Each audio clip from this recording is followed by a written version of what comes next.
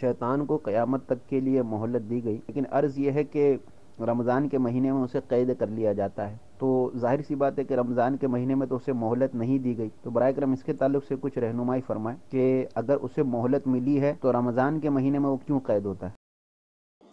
Very interesting question ہے۔ یہ دلچسپ سوال ہے جی کہ شیطان کو جب مہلت ہے جی تو یہ رمضان کے اندر اس کی مہلت ختم کیوں کر دی جاتی ہے؟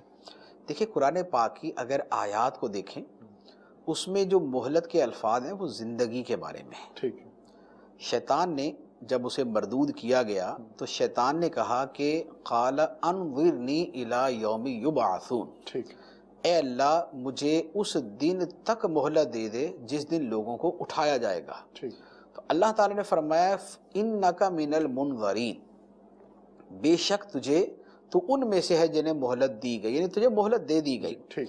شیطان کی یہ مہلت جو اس نے مانگی تھی وہ اپنی زندگی کے حوالے سے مانگی تھی کہ مجھے قیامت تک کی زندگی عطا فرما دے۔ ٹھیک۔ اب اس زندگی کے اندر اس نے جو اپنا عمل تھا وہ اس نے بیان کیا پھر کہ میں لوگوں کو ادھر سے آ کے گمراہ کروں گا، ادھر سے آ کے گمراہ کروں گا، آگے سے پیچھے سے ہر طرف سے گمراہ کروں گا، ہاں تیرے خاص بندوں پہ میرا قابو نہیں چلے گا۔